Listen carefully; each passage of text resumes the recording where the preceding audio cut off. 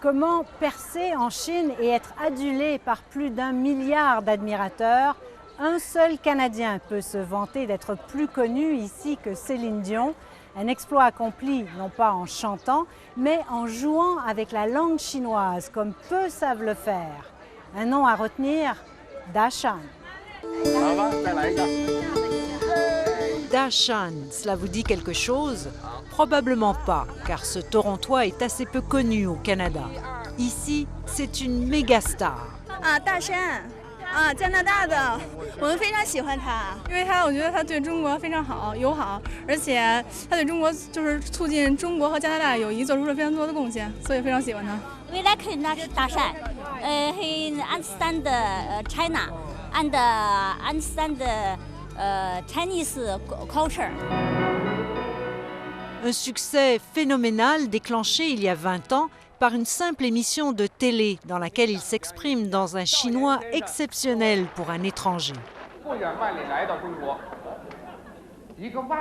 L'effet est immédiat. Le jeune étudiant en mandarin devient le Canadien le plus célèbre en Chine.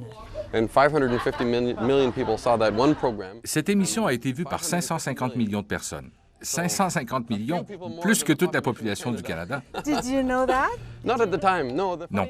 Il y avait un public de 500 personnes et j'étais terrifié. Personne ne m'a parlé de 550 millions de téléspectateurs. J'ai repris ma vie d'étudiant et mes livres. 2 semaines plus tard, l'émission a été diffusée et tout à coup, les gens se sont mis à appeler dans la rue « Dashan, Dashan !»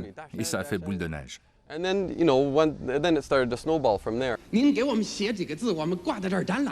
Dashan, de son vrai nom Mark Roswell, gagne ensuite le cœur des Chinois grâce au Xiancheng, une vieille forme d'humour qu'il maîtrise si bien qu'on dit affectueusement de lui qu'il est plus chinois que les Chinois.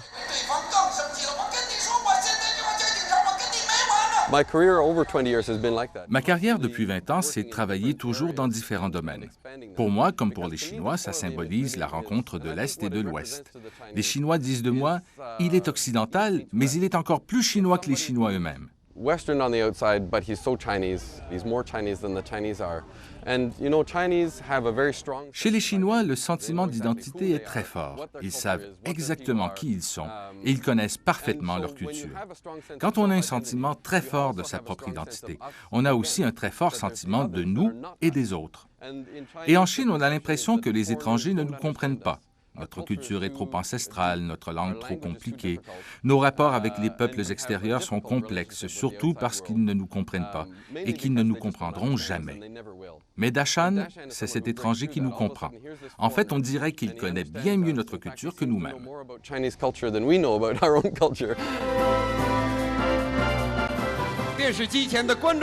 À 42 ans, Dashan est maintenant animateur. Il fait du théâtre et de la publicité. Il s'est si bien intégré en Chine qu'il conseille même le Comité olympique canadien.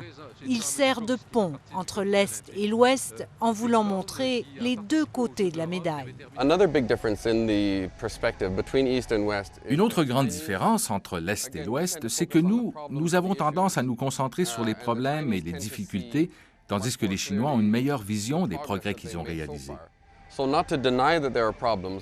Oui, il y a des problèmes, mais la vie s'est beaucoup améliorée depuis ces 10, 20, 30 dernières années. Alors, les Chinois ont le sentiment que les choses s'améliorent vite et à tous les niveaux. Selon un sondage fait par un institut américain il y a une semaine ou deux, 82 % des Chinois pensent que le pays avance dans la bonne direction. Le sondage concernait 20 pays et la Chine a obtenu le pourcentage le plus élevé. Les Chinois sont donc extrêmement confiants et fiers de ce qu'ils ont réalisé ces 30 dernières années. Mais c'est un rôle qui peut s'avérer délicat. Dashan ne veut offusquer personne. Le problème aujourd'hui, c'est que le dialogue entre l'Est et l'Ouest s'est tellement polarisé que si on se trouve au milieu, on entend de nombreuses critiques et on finit par blesser tout le monde. Tout est soit noir, soit blanc. Il n'y a pas de place pour le gris. Et quand on soulève la question des droits de la personne ou de la liberté de presse promise pour ces Jeux, cet observateur privilégié répète que là aussi, la Chine a évolué. La question des promesses faites est particulièrement vague. Ils ont signé un contrat avec le CIO, mais un contrat confidentiel. On en ignore le contenu.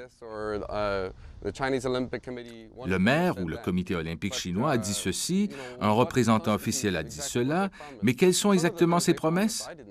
Ils ont promis certaines choses déraisonnables, comme la totale liberté de presse. Quiconque vit en Chine sait qu'il est ridicule de penser que ce sera le cas. Mais là encore, du point de vue des Chinois, la presse jouit aujourd'hui de bien plus de liberté qu'avant. Dashan, lui, veut continuer à servir de lien entre l'Orient et l'Occident. Lui-même apprécie l'équilibre qu'il a réussi à trouver entre les deux, entre sa célébrité et sa vie privée. J'habite dans une ferme au nord de Toronto. Je travaille en Chine et je vis au Canada. J'ai peut-être changé, mais je suis toujours typiquement canadien. Je profite de la vie canadienne. Je ne ressens pas de choc culturel au Canada. J'habite dans une ferme tranquille à l'extérieur de Toronto où personne ne me connaît. Mes enfants vont à l'école et personne ne sait qui est leur père. Pour moi, c'est l'équilibre parfait entre l'Est et l'Ouest, entre la célébrité et la vie privée, entre le travail et la famille. Between work and family.